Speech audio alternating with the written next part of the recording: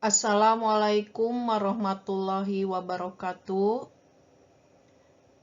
Hari ini kita mempelajari teks ceramah pertemuan ketiga dengan pokok pembahasan yaitu kaidah kebahasaan.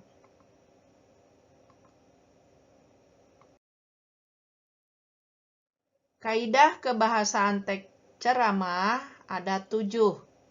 Pertama, kalimat imperatif, kedua, pronomina persona, ketiga, mengandung konjungsi, keempat, kalimat persuasif, kelima, verbal mental, keenam, mengandung kata teknis, dan ketujuh, kalimat majemuk bertingkat. Baik, kita bahas satu persatu. Yang pertama tadi, kalimat imperatif.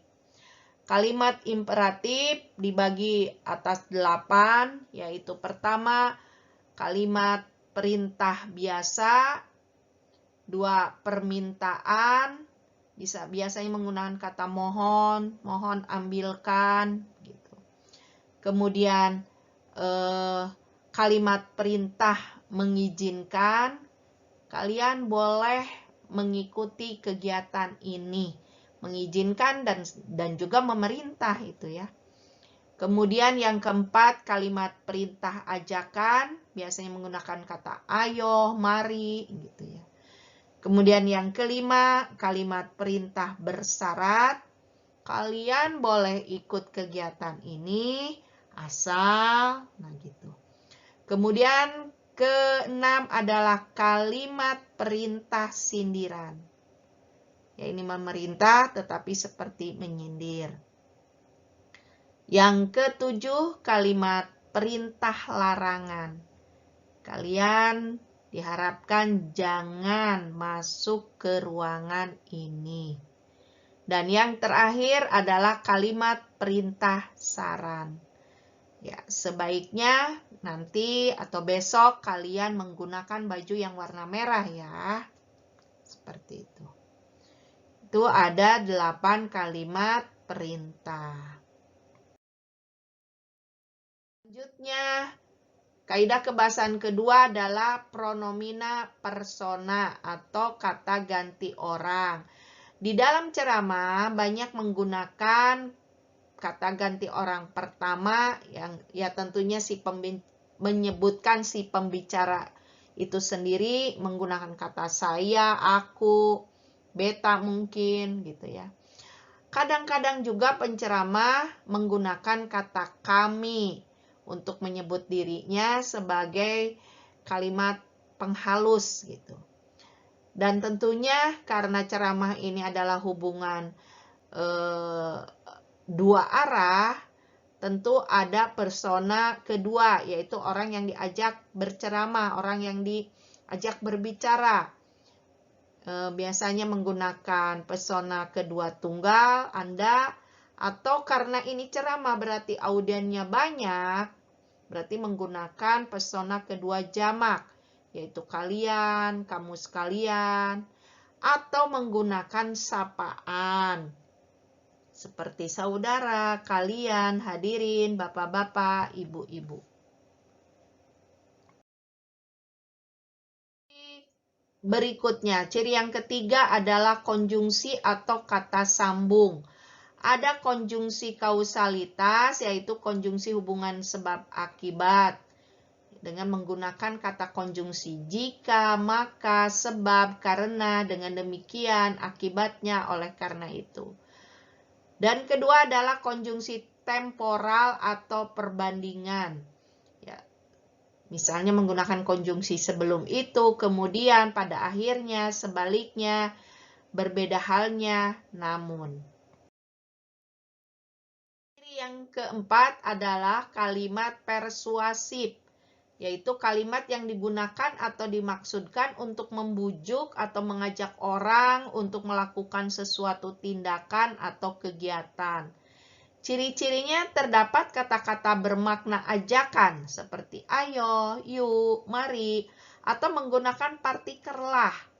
Kalimat persuasif juga menggunakan tanda seru Umumnya digunakan untuk promosi iklan atau kegiatan. Contoh kalimat persuasif. Marilah kita biasakan diri dengan pola hidup sehat. Hindarilah makanan cepat saji demi kesehatan kita. Kata kerja mental adalah ciri yang kelima atau kata kerja tingkah laku. Kata kerja mental adalah yang menerangkan suatu respon atau reaksi terhadap suatu kejadian atau aktivitas. Jadi, kata kerja mental ini biasanya disebut sebagai kata kerja tingkah laku karena menggambarkan perilaku atau tindakan seseorang, mengutamakan pikiran atau perasaan. Ciri-ciri kata kerja mental adalah tidak dapat berdiri sendiri, menggunakan kata-kata yang biasa dilakukan oleh manusia. 3. Menggunakan kata kerja yang menerangkan tentang persepsi, misalnya mendengar, melihat. Afeksi, misalnya sedih, cinta, khawatir. Dan kognisi, misalnya menganalisa, memahami, berpikir, mengerti.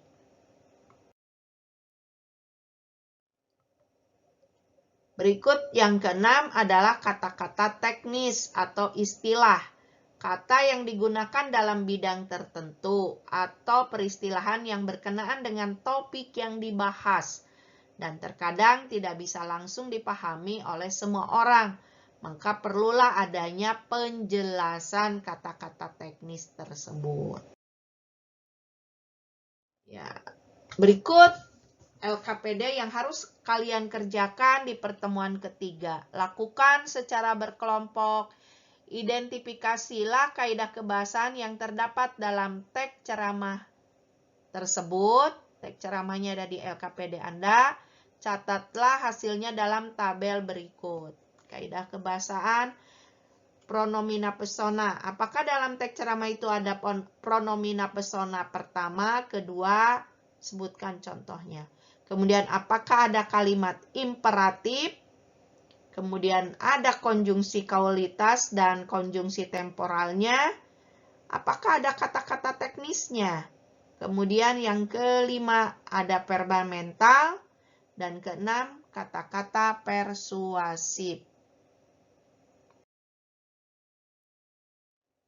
Anak-anak sekalian, untuk yang terakhir marilah kita merefleksi diri.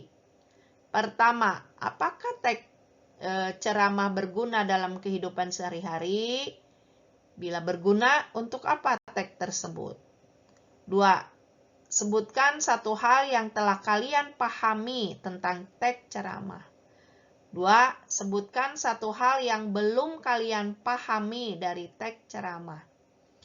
4. Sebutkan satu hal yang ingin sekali kalian pahami dari teks ceramah. Selanjutnya, marilah kita ekspresikan diri kita terhadap materi pembelajaran hari ini.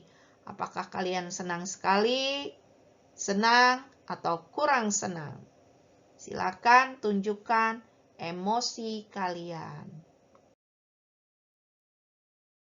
Sekian dan terima kasih.